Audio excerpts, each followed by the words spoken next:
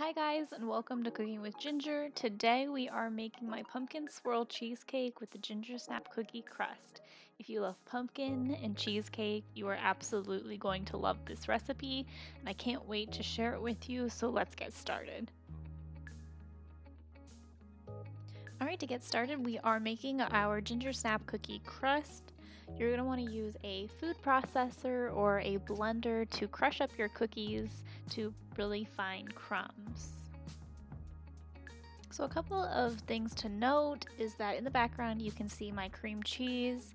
You want to set it out about 60 minutes before you start to bring it to room temperature. Using softened cream cheese is going to prevent any lumps in your batter. It's going to help you achieve a nice and perfectly smooth cheesecake. I also have my oven already preheated to 375 degrees.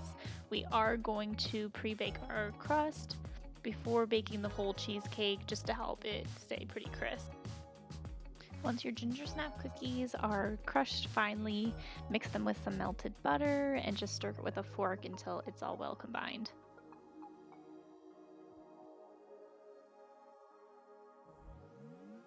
For this recipe, we are going to be using a 9-inch springform pan. Pour your cookie crumb and butter mixture into the bottom of the pan and just use the bottom of a glass to carefully press it down in until it holds its shape together pretty well.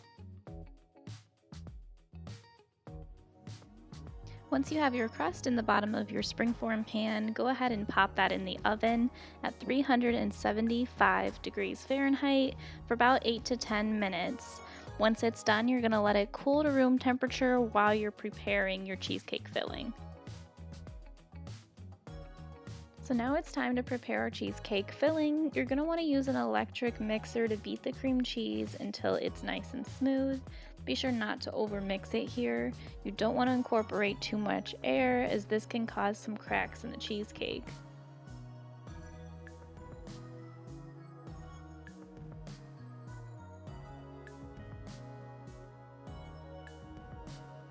Once it's looking pretty smooth, you're going to want to turn it off and scrape down the beater and the sides of the bowl. Doing this is going to help get any lumps that are stuck on the side. If you leave those in and then you scrape the bowl at the end, you're going to have lumps in your cheesecake, which you do not want.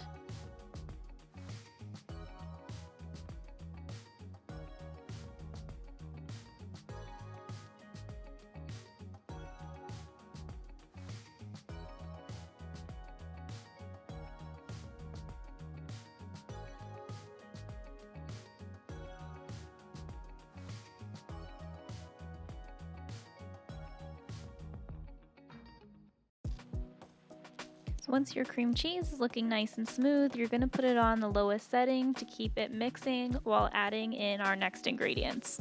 So we're going to start with some white sugar, and then next some sour cream.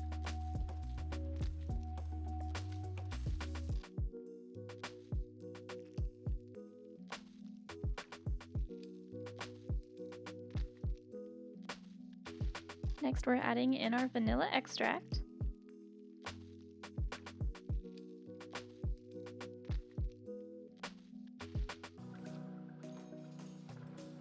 And the final ingredient of our cheesecake filling is the eggs that we're going to add in one at a time.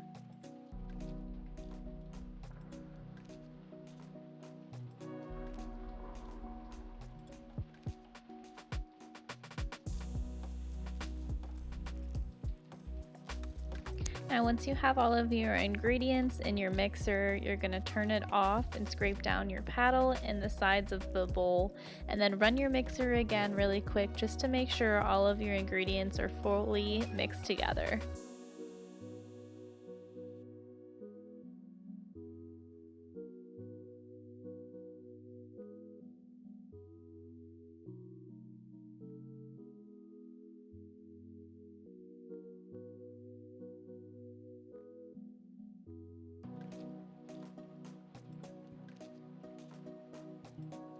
Okay, now it's time to prepare our pumpkin filling.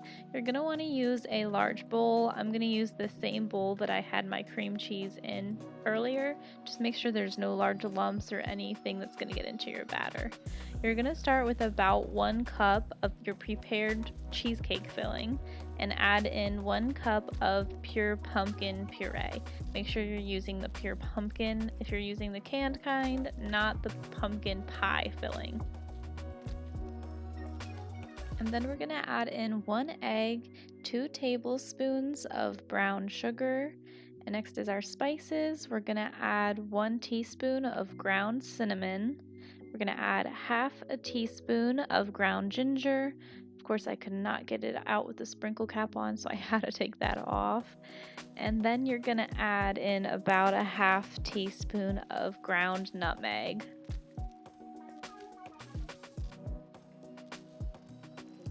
Okay, now we're just going to mix this up really well until all of the ingredients in our pumpkin filling are fully combined.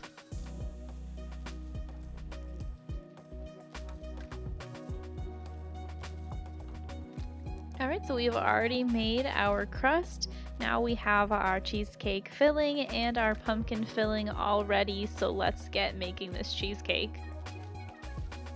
Alright, now grab your springform pan and we are going to be covering the bottom of it in 2 layers of foil. So this is because we are baking our cheesecake in a water bath, and all springform pans are different, but some of them do leak a little bit. So the foil is going to prevent any water from getting in through the cracks and preventing a soggy, gross cheesecake. Okay, now it's time to add in our filling. So I like to start with just a nice base of the cheesecake filling, and then from there start alternating the scoops of pumpkin filling and cheesecake filling.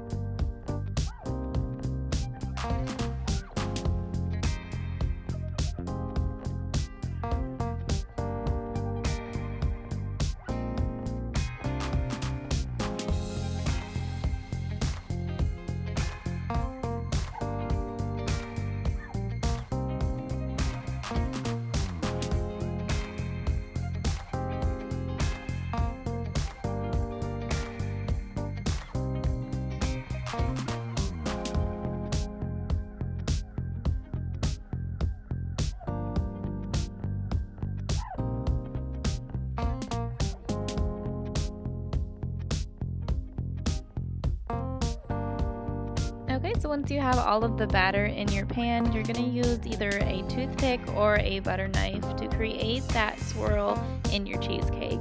If you're using a butter knife like I am, just be careful not to scrape the sides of your pan. You don't want to scratch that nonstick coating. Once you've created a swirl that you love, you're going to put your cheesecake down in the water bath. So this is just a large baking dish or roasting pan that's filled with enough water to cover just the bottom half of the cheesecake.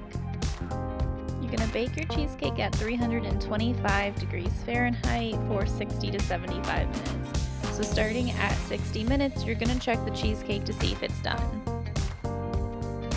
The outside edges of the cheesecake should be slightly golden brown, and the center should still jiggle slightly when you shake the cheesecake. When your cheesecake is done, you're going to remove it from the oven and allow it to cool for about 15 minutes in the water bath, and then remove it from the water bath and let it cool completely at room temperature for 1 hour. After that, you want to cool it in your refrigerator for 6 hours or overnight.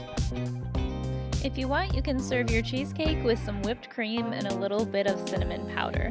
Thanks so much for watching this video. I hope you enjoy this recipe. You can find the full printable recipe on my website, cookwithginger.com.